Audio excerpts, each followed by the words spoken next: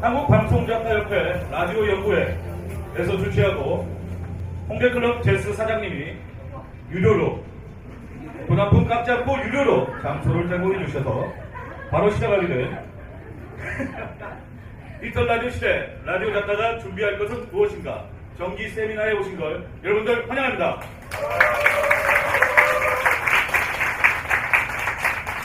물론 KBS에 계신 분들은 제가 누군지 알겠습니다만 MBC나 SBS 타 방송에 계신 분들은 제가 뭔데 저 앞에 나와서 그러고 있나 생각할 수도 있어서 간단하게 저를 소개하자면 저는 현재 KBS 해프FM 영시의 음악여행 인문일입니다를 집필 중인 이승훈 작가로 갔다. 자, 그러면 바로 시작하도록 하겠습니다. 오늘의 사실 그 정기 세미나의 주제는 라디오 작가가 디지털 라디오 시대에 라디오 작가가 준비해야 할 것은 무엇인가라는 주제이기 때문에 저희가 어렵게 모신 손님이 한 분 계십니다. 바로 디지털 라디오 추진위원이신 CBS 양승진 부장님을 모시고 부장님이 우리 라디오 작가들이 앞으로 어떻게 해야 할지 그리고 변화하는 라디오 시대에 어떤 대응 방법이 있는지를 소개해 주시도록 하겠습니다. 양승진 부장님 앞으로 나와주십시오. 큰 박수 부탁드리겠습니다.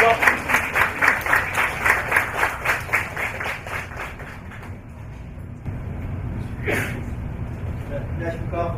안녕하세요. 방금 소개받은 CBS 양승진 매체정책부장입니다. 오늘 이렇게 좋은 자리에 초대해 주셔서 너무 감사를 드리고요. 개인적으로 영광으로 생각합니다.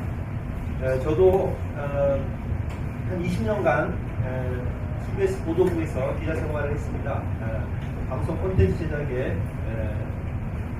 현업에서 일을 하다가 지난해 기획조정실 매체정책으로 발령이 나서 한 2년간 매체정책에 대해서 일을 하고 있는데요. 제가 바로 엊그제 이 자리에 초대를 받으면서 굉장히 당황 많이 했습니다. 하루 전에 초대를 해서 뭔가 이렇게 공연해달라고 하니 당황스러웠는데 같이 방송 현업에 종사하는 한 사람으로서 아주 공감대를 가지고 동지의식을 가지고 기꺼이 왔습니다. 저는 주로 이제 디지털 라디오에 대해서 회사 경영적 관점에서 그동안 많이 생각을 해왔기 때문에 방송 작가분들이 앞으로 어떻게 준비해야 되는가 사실 이런 고민은 평소에 그렇게 많이 해보지 않은 고민입니다. 그래서 제가 준비한 내용이 여러분들이 기대했던 것과는 조금 온도 차이가 있을지도 모르겠습니다. 하지만 어느 정도 현황을 살펴보면은 상식 수준에서 충분히 이렇게 준비해야 되겠구나 이렇게 생각할 수 있는 공통 분모가 있을 겁니다. 그런 차원에서 너그러 양해해 주시고요. 설명을 시작하겠습니다. 이 연동이 안 돼가지고요. 제가 일일이 부탁드리겠습니다. 이전 화면 넘겨주시고요. 먼저 디지털 라디오에 대해서 설명을 좀 드리자면은 기존 라디오에 대해서 이해가 없으면은 연관성이 좀 단절이 되기 때문에 기존 라디오에 대해서 아시는 내용이지만 간략하게 설명을 드리겠습니다.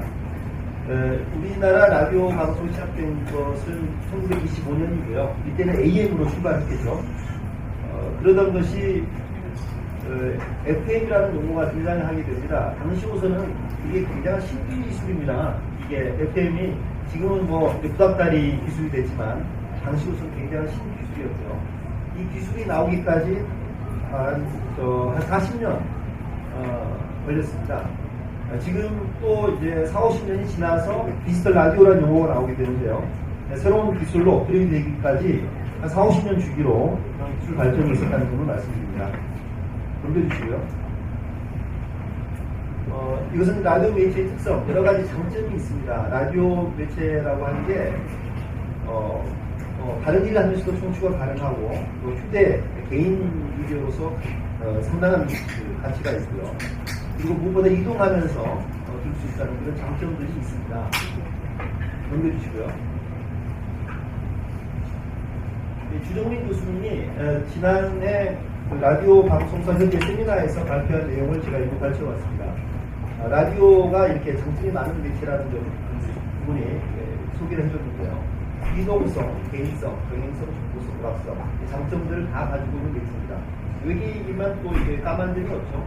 이용 요금이 무료라는 겁니다. 그러니까 무결점 매체라고 볼 수가 있겠습니다. 아주 장점이 많은데도 불구하고요.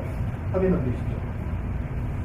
현실은 라디오 청취율이 계속 하락 추세에 있습니다. 장점이 아주 많은 매체임에도 불구하고 실상은 지금 성적이 별로 이렇게 좋지가 않습니다. 어떻게 보면은 바로 이러한 그 하락적인 추세가 새로운 뭔가의 돌파구가 필요한 시점, 새로운 어떤 신기술이 필요한 시점, 뭔가 자극이 필요한 시점이 아닌가 생각이 들고요. 아마 디지털 라디오가 그런 역할을 해줄 수 있지 않을까 그런 기대를 갖고 있습니다. 디지털 라디오의 필요성에 대해서 설명을 드리겠습니다. 먼저 시청자 권익 측면에서 이제 필요한데요. 어려운 말들은 다 놔두고요. 일단은 그 난점 해결, 이 부분이 이제 디지털 라디오 필요성이 굉장히 부각되는 부분입니다. 현재 그 FM 라디오 주파수는 포화 상태에 이르렀습니다. 더 이상 신규 사업자 진입은 거의 생각할 수가 없고요. 기존 사업자도 방송이 안 들리는 지역이 있어도 들리게끔 송신소를 설치할 수 없을 만큼 포화 상태에 이르렀습니다. 그러니까 뭔가 지금 꽉 갇혀있다는 그런 느낌을 갖는 거죠. 이제 만약에 그 디지털 라디오가 도입되면은 바로 이 난점 문제가 해결이 됩니다. 그리고 주파수 효율성이 높아지기 때문에 신규 사업자가 등장할 수 있게 됩니다. 그래서 일단 청취자들이 여러 채널을 들 수 있는 기회가 되기 때문에 청취자의 편익 면에서는 상당한 발전이 있게 됩니다. 그리고 또 한 가지 들 수 있는 게 고음질이 가능해집니다. FM 음질도 나쁘진 않습니다만은 FM 음질은 기술적으로 설명드리면 현재 CD 음질보다는 한 단계 아래 음질로 그렇게 분석이 되고 있습니다. 그렇게. 그런데 이제 CD 음질보다도 더 좋은 음질 서비스가 가능해지고요. 55채널은. 그리고 이제 지금까지는 음성 서비스만 되던 게 이미지와 텍스트 등의 부가 정보가 가능해집니다. 예를 들자면은 음악 방송이 나가는데 노래를 부르는 가수의 사진, 그리고 이 노래는 누가 연주한 노래이며 또 어느 가수가 부르고 있는지 뭐 이런 것들의 정보를 동시에 제공할 수가 있게 됩니다. 비디오 환경적 측면에서는 현재 라디오를 제외한 모든 미디어가 다 디지털화가 됐습니다. TV가 지난해 이제 아날로그 종료로 선언했죠. 그리고 라디오 경쟁력이 이대로는 계속 나빠질 수밖에 없는 그런 상황입니다. 왜냐하면 이미 영상기기, 스마트폰 부분 중에서 라디오가 이제 갈수록 여러 매체 중에 하나가 되기 때문에 매체가 갈수록 많아지면 n분의 1로 계속 그 영향력이라든지 비중은 축소되기 마련입니다. 그래서 방송에 대해서 뭔가 돌파구가 필요한 시점이고요. 그리고 뭐 유사 서비스도 많아지고 있습니다. 라디오에 있어서. 그래서 미디어 환경적 측면에서도 디지털 라디오의 도입이 필수적인 그런 상황입니다. 다음. 그러면 이제 디지털 라디오가 뭐냐 이런 이제 궁금증을 많이 갖고 계세요. 근데 디지털 라디오가 뭐 특별한 게 아닙니다. 다만 기존 라디오하고 거의 똑같은데 기존 라디오는 송신소로 아날로그 신호를 쏘아서 아날로그 신호를 받는 수신기에서 청소하는 형태이고요. 디지털 라디오는 이 전에 같이 설명하겠습니다. 디지털 라디오는 이제 디지털 라디오를 신호를 보내서 수신을 디지털 신호로 받는 그런 방식입니다. 이제 디지털 라디오가 꼭 장점만 있는 건 아닙니다. 물론 단점도 있습니다. 그래서 장단점을 비교해서 설명을 해드리겠습니다.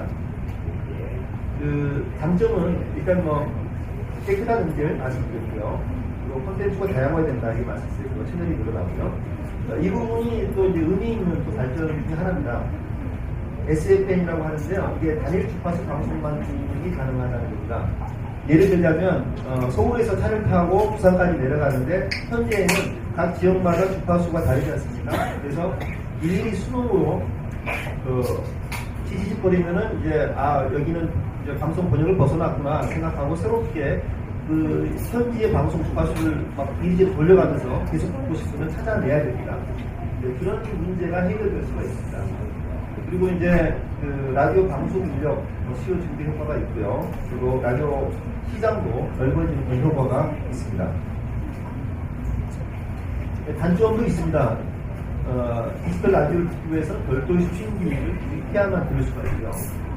가격이 아무래도 좀 더 비싸집니다. 신규수니까. 그리고 송신선 외 음영적 횟수를 위해서 중계기를 설치를 해야 됩니다. FM은 웬만하면 송신소만 세워놓으면 지하까지 지하 1층 정도는 다 커버가 되고요. 지하 2층에 들어가면 비로소 좀 찌릿거리는 소리가 들리는데 디지털 라디오는 그 수신 강도가 FM보다 좀 떨어집니다. 그래서 건물 뒤편이라든지 이런 음영 지역을 커버하기 위해서 돈이 좀 들어갑니다. 중계기를 설치해야 되니까요. 그리고 이제 아무래도 사업자가 많아지면 경쟁이 치열해지는 그런 부분이 있고요. 이 중립이라고 표현하는 부분은 이게 장점인지 단점인지 잘 구분이 안 가지만 이런 변화가 있다는 겁니다. 디지털 라디오가 도입이 되면은 현재 라디오 방송사는 콘텐츠 제작과 송신을 동시에 하고 있는데 디지털 라디오가 도입되면은 현재 가장 무게가 실리고 있는 기술이 도입이 되면은 PP 전문 방송사가 태어날 수 있습니다. 그러니까 현재 케이블 TV에서 송출을 전담하는 SO가 있고 프로그램만 공급하는 그런 회사가 있지 않습니까? 이제 라디오 업계에도 그런 상황이 올 수가 있다는 겁니다. 그리고 아날로그 라디오하고 보안 관계가 될지 경쟁하게 될지 예측하기 힘듭니다. 기존 라디오 사업자들이 굉장히 위축이 될 수도 있고요. 디지털에 힘이 실리면은 아니면은 상호 보완을 해가면서 성장할 수 있을지 이건 아직 예측하기 힘들지만 아무튼 그런 변화는 일어날 겁니다. 디지털 라디오 연예계고요. 우리나라에서 시작된 건 97년부터 시작이 됐습니다. 그런데 일반인들이 잘 모르고 있는 부분을 말씀드리겠습니다. 지난 2005년에 여러분들이 알고 있는 DAB가 시작이 됐습니다. 바로 이 DAB가 사실은 DAB에서 디지털 라디오에서 발전이 된 겁니다. 원래 DAB를 디지털 라디오를 이 당시에 하려고 하다가 당시에 그 통신사들이 위성 DAB를 하니까 이게 아주 황금알을 낳는 오류가 될 수도 있다. 아주 사업성이 좋다는 어떤 그런 긍정적 전망이 많이 있어서 DAB로 추진했던 겁니다. 멀티미디어를 넣어가지고요. 근데 별로 이게 사업성이 지금 좋지 않은 걸로 현재 드러나고 있습니다만은 아무튼 이 당시에 디지털 라디오를 추진하던 게 DAB가 됐다가 디지털 라디오는 또 다른 방식의 기술로 계속 추진되어 왔습니다. 기술적 검토가 계속 추진되어 왔었고요. 지난해에 디지털 라디오 협의회 차원에서 한때 논의가 중단된 적이 있었습니다. 왜 중단이 됐냐면 기술적 부분은 백서가 나올 정도로 완벽하게 기술 분석이 끝나 있습니다. 여러 가지 기술적 검토가. 그런데 이 기술적 방식을 어떻게 서비스할 것인가, 서비스 정책에 대해서는 전혀 정말 이루어지지 않았었습니다. 그래서 서비스 정책이 없는 상태에서 도입은 불가하다는 여러 가지 여론이 있어서 중단이 됐었고요. 올해 들어서 기술적인 논의가 급진전했습니다. 박근혜 정부에 올리는 그 인수위 보고안에 무조건 올해 연말까지 기술적 방식을 정한다. 그리고 올해 연말까지 기술적 방식이 정해지면 내년부터는 본격적 로드맵을 작성해서 추진에 들어간다. 그런 정도까지 진전이 되어 있습니다. 디지털 라디오 기술적 방식 DAB가 가장 현재 유력시 되고 있는 방법입니다. 자세한 내용은 뒷부분 부분 너무 어려우니까 지나가도록 하겠습니다. HD 라디오는 미국식 방식인데요.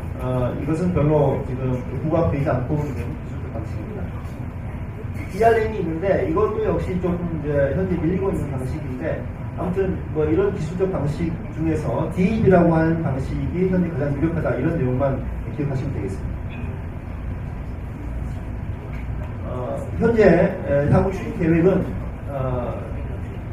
다음 달에 미래창조과학부 방통위 공동협의가 발족이 되고요. 그리고 구체적인 추진 일정을 만들게 되고 각 부처가 디지털 라디오 도입을 위해서 어떤 일을 할 것인가 그런 논의가 본격화됩니다.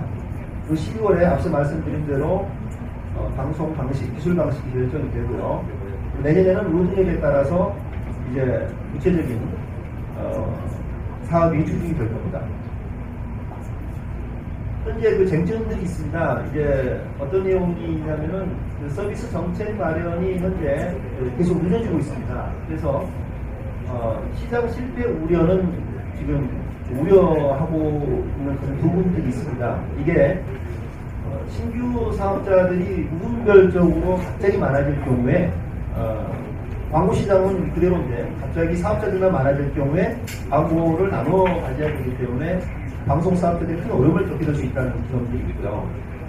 그리고 뭔가의 신규 진입자들을 대비해서 광고 시장을 키워놓지 않으면 굉장히 시장이 혼란에 빠지게 됩니다. 이런 부분들에 대한 대책이 마련이 되어 있지 않고요. 그리고 디지털 라디오를 조기 정착하기 위해서는 이게 이동 매체이기 때문에 신규 출시되는 자동차에 의무 장착하는 그런 법안 같은 것들이 필요합니다.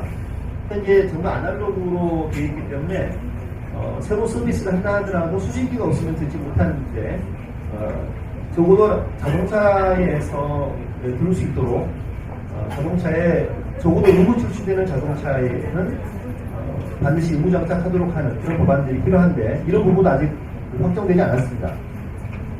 그리고 이제 스마트폰에도 요즘 안 가지고 있는 사람들이 없는데 여기에도 D&D처럼 현재 앱으로 많이 듣고 있죠. 근데 그 앱은 통신사의 전파를 이용하는 겁니다. 그래서 무료도 아니고요. 정보 사용료가 일정 부과될 수도 있고요. 하지만 무료로 이용할 수 있도록 스마트폰 의무 장착 이런 대책들이 이제 필요합니다. 그리고 이제 기존 사업자 주의 변화, 라디오 PP 사업자가 됐을 때에 갑자기 그런 문제들 요즘 많이 갈등을 겪고 있죠.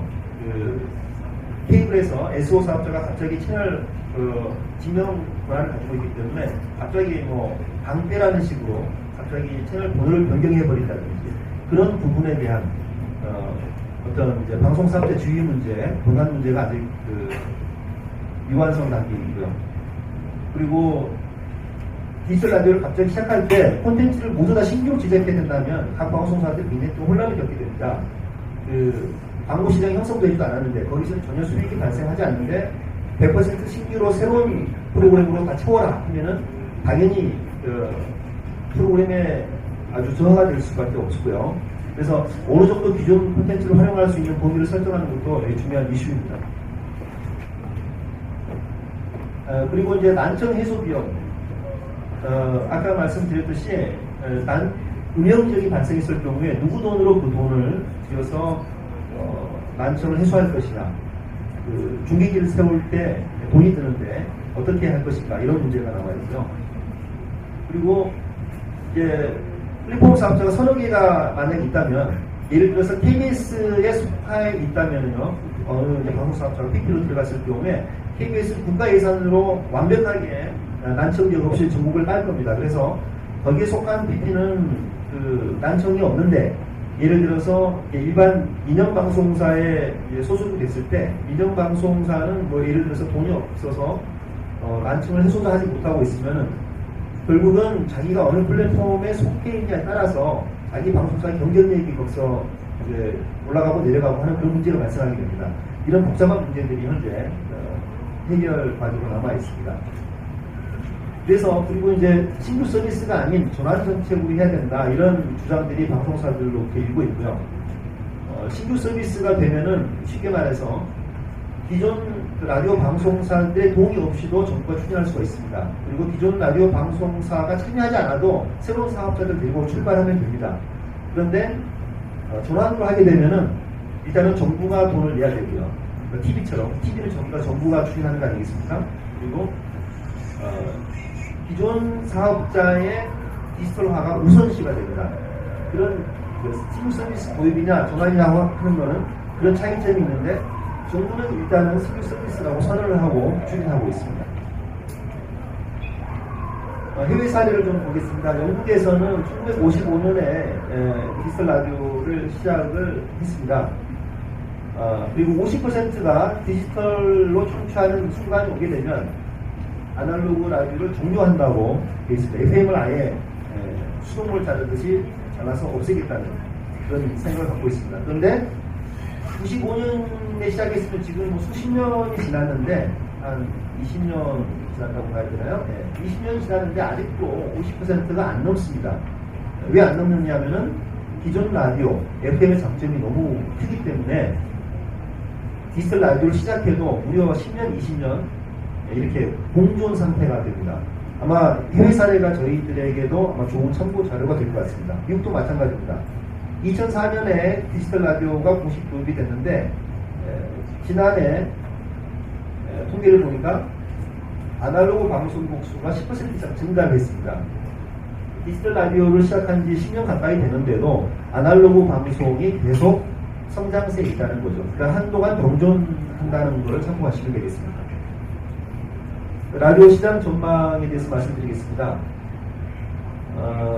2003년 이제 기술적 논의가 이제 완료되고요. 기술 방식이 선정된다는 겁니다. 내년부터 본격적 논의가 시작이 되는데 아직까지 여러 가지 이런 문제들이 있어서 단기간에 앞으로 뭐 기존 아날로그는 참가 필세가 되고 디지털 라디오로 뭐 쫙 깔린다 이런 전망은 하기가 힘듭니다. 해외 사례를 비교하고요. 그러나 어쨌든 중장기적 관점에서 디지털 라디오 도입은 한국 라디오 시장을 크게 넓히는 데 큰 기여를 할 것이라는 점은 분명합니다. 참고로 이거는 한국 라디오 시장의 잠재성에 대해서 제가 설명을 드리겠습니다. 영국하고 비교하는 게 좋은 비교가 될 수 있습니다. 영국은 GDP에서 총 광고비를 지출한 비율이 우리나라하고 거의 비슷합니다. 0.79%, 우리가 0.76입니다. 그러면은 이제 GDP가 우리보다 한 2배가량 많습니다. 영국이. 그러면은 라디오 광고비도 2배 정도 늘면은 적당하겠죠. 왜냐하면 GDP가 2배고 광고비 전체 광고비 지출이 똑같으니까 라디오 광고비도 금액적으로 2배가 더 많으면 적당하다고 생각할 수가 있겠습니다. 그런데 라디오 광고비가 3.68배입니다. 그러면은 훨씬 더 영국은 우리나라보다 라디오 시장이 크다는 얘기가 됩니다. 반대로 뒤집어 얘기하면은 우리나라 역시 라디오 시장 발전의 잠재성이 상당히 있다 그렇게 볼 수가 있겠습니다. 이런 차원에서 영국하고 제가 비교를 해봤습니다. 이게 결론입니다. 오늘 제가 이제 이 얘기를 하려고 앞에 지금까지 장황하게 설명을 드렸는데요. 제가 부탁받은 주제도 바로 이겁니다. 그런데 이거는 어디까지는 제가 개인의 의견으로 참고해서 들으시면 좋겠습니다. 일단은 디지털 라디오 방송이 활성화라는 전제를 깔고 제가 얘기하겠습니다. 디지털 라디오가 정착을 못하고 지지부진할 수도 있고요. 아니면은 굉장히 순풍을 타고 활성화될 수도 있습니다. 활성화 됐을 때를 대비해서 제가 말씀드린다는 점을 분명히 해주고요. 디지털 라디오 활성화가 되면 기존 아날로그 방송과 함께 라디오 시장이 크게 확대가 됩니다. 확대가 되면은 방송 인력, 특히 실력이 검증된 방송 작가에 대한 수요가 크게 늘어날 수 있습니다. 그리고 채널 특성화, 가속화에 따른 전문 채널 수요에 작가들이 대비해야 될 겁니다. 채널이 많아지기 때문에 이제 채널 특성화가 이루어지게 됩니다. 지금도 채널 특성화가 있죠. 뭐 종교 방송이 있고, 음악 전문 방송이 있고, 채널이 있고 그렇습니다. 그런데 이보다도 더 특성화가 이루어집니다. 예를 들자면 단순한 음악 채널이 아니라 팝 전문 채널이 등장할 수가 있고요. 클래식 전문 채널이 등장할 수가 있습니다. 장르별로 채널이 생겨날 수가 있다는 얘기입니다. 그래서 그때는 이제 각 채널에서 자기의 전문성을 부여할 수 있는 작가들을 아주 선별해서 찾게 될 겁니다. 그래서 이제 프로그램 장르별로, 또 청취자 연령별로, 계층별로 작가들의 전문성이 부각이 되고요. 그리고 라디오 콘텐츠 생산과 유통 구조 변화가 예상이 됩니다. 예를 들자면 지금까지는 저는 잘 모르겠습니다. 기자 생활에서. 근데 제가 이제 얼핏 듣기로는 대부분 이제 방송사에서 작가를 섭외해서 방송을 하는 걸로 알고 있습니다. 그래서 지금까지는 작가분들이 수동적으로 아마 일을 했을 겁니다. 뭔가 자기를 찾아주는 방송사가 없나, PD가 없나 이렇게 해서 협의를 해서 원고를 쓰고 방송을 진행하는 그런 방식이었을 겁니다. 그런데 앞으로는 채널이 많아지게 되면 먼저 기획안을 만들어서 방송사 이런 걸 해보자고 역제안할 수 있는 자기의 전문성을 살려서 그런 방식의 업무 방식이 필요하지 않을까 그런 생각이 듭니다. 이럴 경우에는 이제 방송 작가분들도 프로그램 기획 능력이라든지 뭐 직접 가서 방송에 참여할 수 있는 마케팅 능력도 앞으로 필요하게 되지 않을까 그런 생각이 들고요. 그리고 아마 라디오 프로그램에 있어서도 외주 제작사로 뭐 생겨나지 말라는 법이 없습니다. 특히 이제 원고 의존도가 높은 장르의 경우에는 뭐 이제는 방송 작가가 주축이 돼서 뭐 PD를 고용해야 하고 외주 제작사를 설립하거나 PD 운영도 뭐 전혀 불가능한 뭐 꿈의 얘기다 그렇게 생각할 수도 없습니다. 제 개인적 생각인데요. 왜냐하면 방송사는 아주 흔해지고 많아지게 되면 아무래도 콘텐츠를 생산하는 인력이 더욱더 주동권을 갖게 됩니다. 그건 앞에 모든 방송 매체의 그 선례를 봐도 동일한 그런 추세를 가지고 있고요. 바로 이런 추세에 대해서 준비를 하셔야 되지 않을까 생각이 듭니다. 그리고 고용 방식도 매우 다양화되고 교육도 굉장히 이제 차별화될 수 있을 겁니다. 예를 들어서 뭐 방송 작가들만 위한 기획사, 매니저 출연도 가능하게 될 겁니다. 이건 또 너무 제가 혼란의 얘기를 하는 게 아닙니다. 스타 작가들이 탄생하게 됩니다. 몸값이 아마 크게 오를 수 있는 스타 작가들의 경우에는 누군가가 계약을 대행해주고 협상해주는 전문 인력도 필요한 그런 상황도 올 수 있다는 겁니다. 그리고 이동 중에 이용률이 가장 높은 매체를 고려해서 방송 작가분들이 대비를 하셔야 됩니다. 자동차에서 라디오를 청취하는 비율이 67%입니다. 출퇴근 시간에 집중되어 있습니다. 67%의 고객이 자동차 안에서 듣고 출퇴근 시간대에 집중해서 듣는다는 얘기입니다. 그러면은 그 시간대에 자기의 경쟁력을 강화할 수 있는 방법이 뭔가, 어느 장르인가, 뭐 이런 고민들을 많이 하셔야 되지 않을까 그런 생각입니다. 이상으로 제가 간략하게 설명을 마쳤습니다.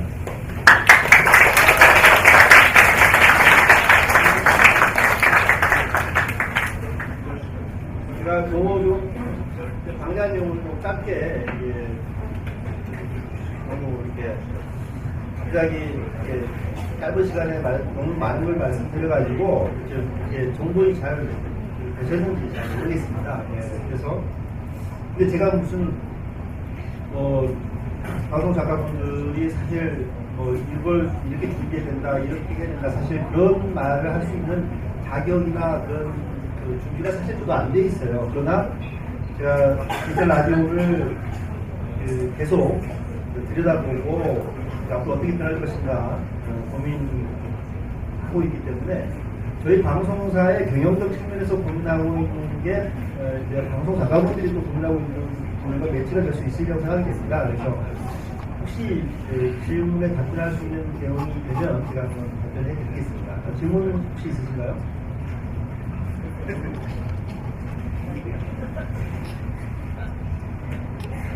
제가 너무 설명을 잘 드렸습니다.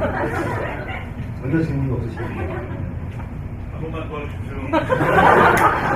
심판하시면 잘 쓰시잖아요. 왜 그러세요, 갑자기?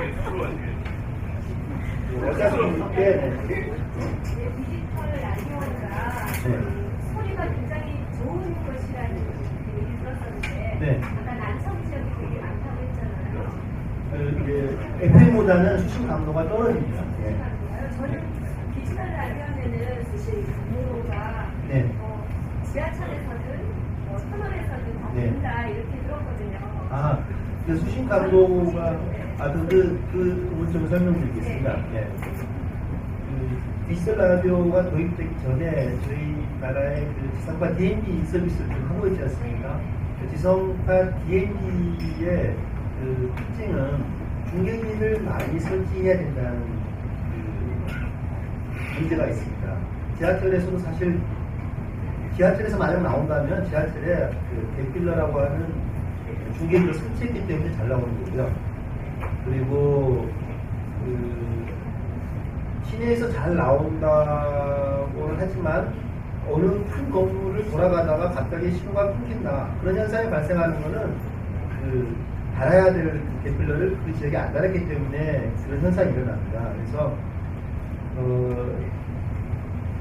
아까 말씀드렸다시피 FM과 디지털 라디오 도입이 되더라도 FM이 상당 기간 동준화할 수밖에 없는 이유가 FM의 장점이 너무 크기 때문에 수신 감도에 의해서 FM은 송신소 하나를 전국의 곳곳에 몇 군 이제 그 전략적인 곳에다가 세워놓으면 높은 산 위에 그 출력을 크게 쏘기만 하면 지하 1층 정도는 거의 수신 감도가 차이가 없이 잘 들리고요. 차 타고 2층 정도 내려가야지만 찌직하는 그런 되게 생깁니다. 계필러는 단 하나도 설치할 필요가 없습니다. 송신소에서 쏘아주기만 합니다. 그런데 그 디지털 방식은 그 좋은 점도 있지만 그 뭔가 돈을 또 드려야 됩니다. 완벽한 서비스를 하려면. 그래서 그 돈을 누가 낼 것이냐 하는 문제가 가장 큰 어떤 갈등과 논란의 이슈였습니다. 정부가 돈을 다 내라 방송사업자들은 항상 그렇게 주장을 하고 있고요. 정부야 물론 KBS야 돈을 내겠지만 민영방송사 재산 아니냐. 송신소도 니네 돈으로 설치해가지고 조사를 쏘는데 그 송신소의 보조장치인데 그것도 결국 설치해놓으면 방송사 재산이 되는데 왜 정부 돈을 거기 드려야 되느냐. 이런 논란이 계속 있는 겁니다. 그래서 그 수신 감도가 약하다는 거는 물론 개편을 설치하면 FM보다 더 우수할 수 있지만 일단은 그 FM처럼 그 전략적인 곳에 큰 송신소를 세웠을 경우에 그 빈 곳이 많다는 얘기입니다. FM에 비해서. 네, 그렇게 이해하시면 되겠습니다. 설명 잘 됐는지 모르겠습니다.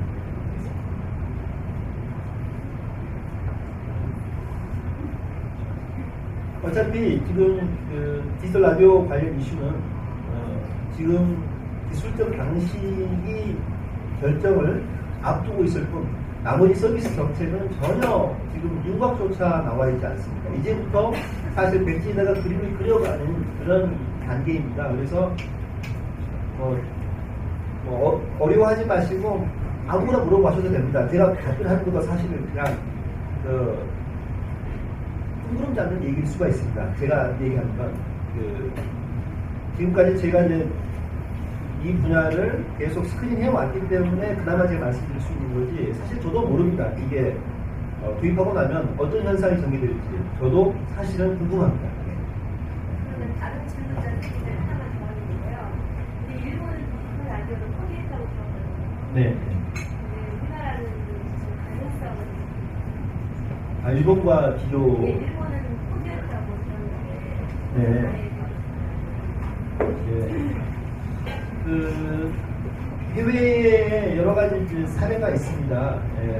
이제 일본 같은 나라는 저도 사실은 이제 일본 상황을 이렇게 전문적으로 연구해 보지 않았습니다. 그런데 일본과 우리나라의 그 지상파 방송의 큰 차이가 하나 있습니다. 그 차이가 뭐냐면 우리는 그동안 그 지상파 방송 숫자가 많지 않았어요. 특히 지상파는 KBS, EBS, TV는 네 군데 정도가 보자기였고 일부 이제 지역 방송사들 그리고 이제 OBS 이렇게 있는 상황이죠. 일본은 지상파 채널이 너무 많습니다.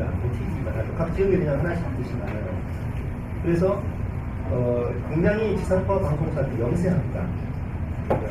재정이 영세해요. 일본 지상파 방송사업자들은 방송사가 본업을 제쳐놓고 본업을 하면서 뭔가 보수익을 얻기 위해서 수익사업을 벌이지 않는 이상 방송사 운영이 어려울 정도라고 합니다.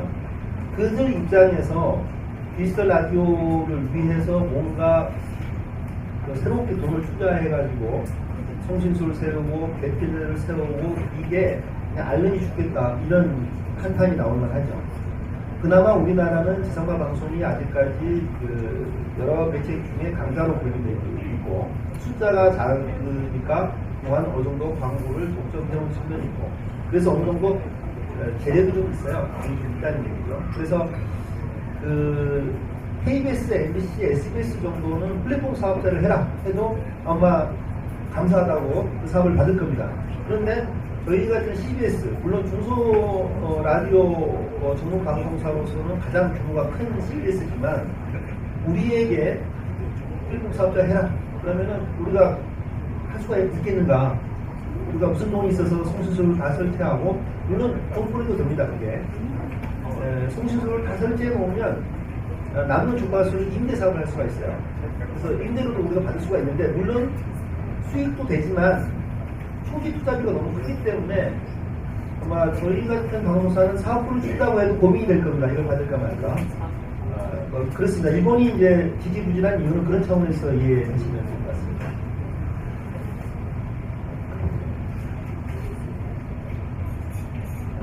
다른 질문 있으신가요?